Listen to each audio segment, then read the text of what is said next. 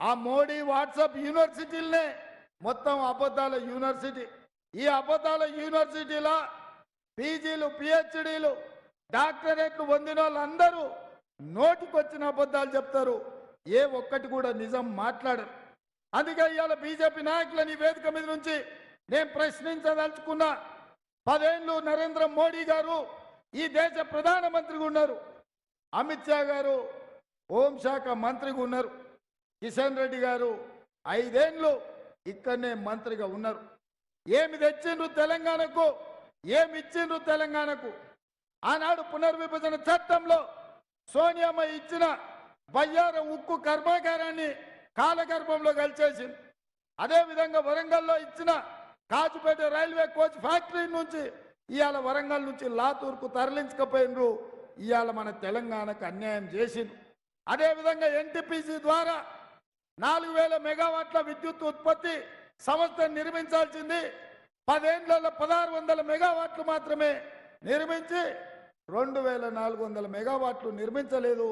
నేను వచ్చినాక ఎంబడి పడితే ఇప్పుడు ఒక్కొక్క అడుగు ముందుకు కదులుతుంది. రంగారెడ్డి జిల్లాలో ఐటీఐఆర్ కారిడార్ అన్నాడు సోనియామ్మ ఇస్తే దాన్ని మొత్తానికి రద్దు చేసిరు. పాలమూరు రంగారెడ్డి ఎత్తిపోతల పథకాన్ని జాతీయ ప్రాజెక్టుకి ఇవ్వమంటే తెలంగాణకు మొండి చేయి చూపించారు. గిరిజన యూనివర్సిటీ ఐఐటి ఐఐఎం ఇలా చెప్పుకుంటూ పోతే చాంతాడంత లిస్ట్ ఉంది. ఏ ఒక్క పని చేయలే.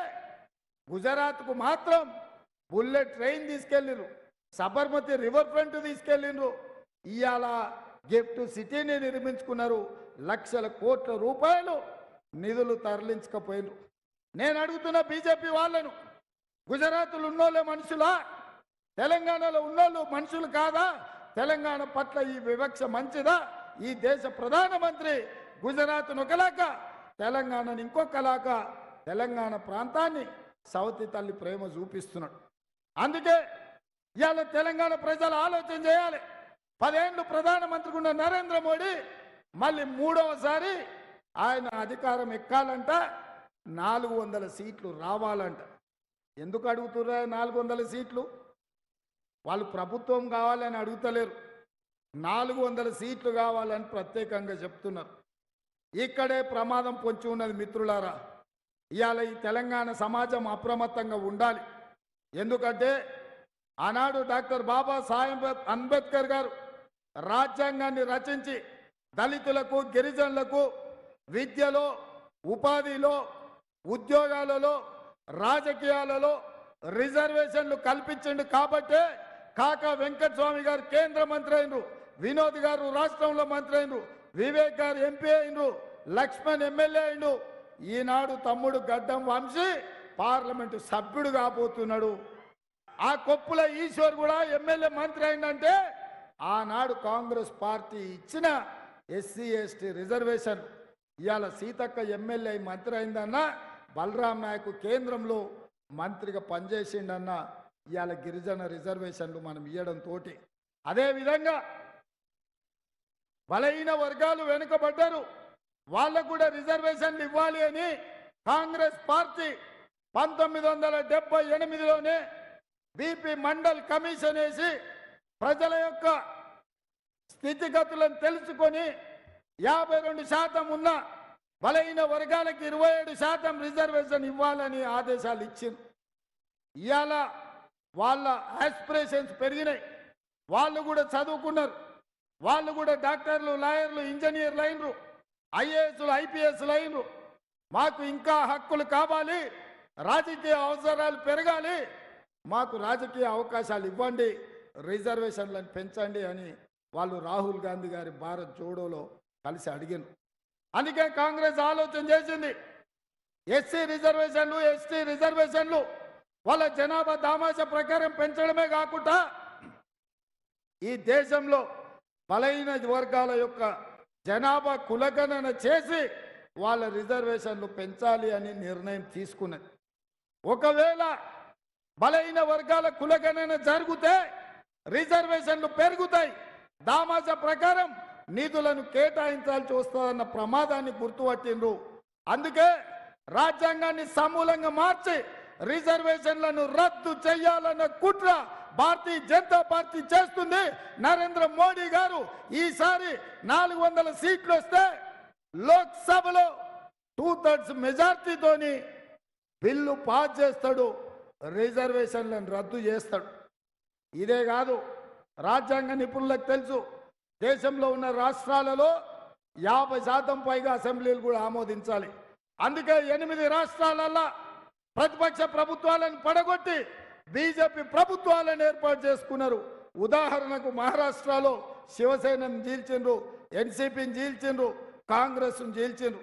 50% పైగా వివిధ రాష్ట్రాలలో అసెంబ్లీలో ఆమోదం చెందితే ఈ దేశంలో రిజర్వేషన్లు రద్దు కాబోతున్నాయి.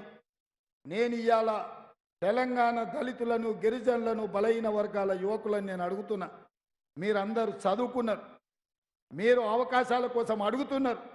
మీకు అవకాశాలు ఇవ్వాలి, మీ రిజర్వేషన్లు పెంచాలి అని కాంగ్రెస్ పార్టీ అంటుంది. నరేంద్ర మోడీ గారు అంటున్నారు, మనువాద సిద్ధాంతాన్ని ఆవహించిన భారతీయ జనతా పార్టీ ఈరోజు రిజర్వేషన్లను రద్దు చేయడం ద్వారా దళితుల, గిరిజనుల, బలహీన వర్గాల హక్కులను కాలరాయాలని చూస్తుంది.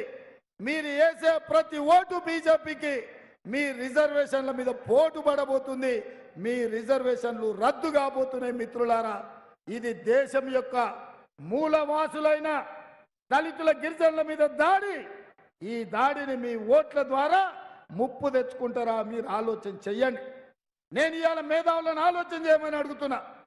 బ్రిటిషర్స్ ఉన్నప్పుడు 1881 140 సంవత్సరాల క్రితం బ్రిటిష్ వాళ్ళు ఈ దేశంలో ఉండే జనాలను జనాభా లెక్కలు కట్టి ప్రతి 10 సంవత్సరాలకి ఈ దేశంలో జనాభా ఎంతుందో లెక్కలు చెప్పేటోరు. భారతీయ జనతా పార్టీ నరేంద్ర మోడీ ప్రధానమంత్రి అయ్యే వరకు 60 ఏళ్ళు బ్రిటిష్ వాళ్ళు క్రమం తప్పకుండా ప్రతి 10 సంవత్సరాలకు జనాభా లెక్కలు పెట్టిండ్రు. కాంగ్రెస్ పార్టీ అధికారంలోకి వచ్చి స్వతంత్రాన్ని తెచ్చి 60-70 సంవత్సరాలు జనాభా లెక్కలు కట్టిండ్రు. 2014 తర్వాత జనాలలో మార్పు వచ్చింది. జనాభా లెక్కలతో పాటు కులగణన కూడా జరగాలి అని బలహీన వర్గాలు డిమాండ్ చేసిండ్రు. ఆ డిమాండ్ను కాంగ్రెస్ పార్టీ ఒప్పుకున్నది. 2021లో జనాభాతో పాటు కులగణన జరగాల్సిన అవసరం ఉండే. ఈసారి భారతీయ జనతా పార్టీ నరేంద్ర మోడీ గారు రెండోసారి ప్రధానమంత్రి అయినాక జనాభా లెక్కలు కానీ కులగణన కానీ చెయ్యలేదు.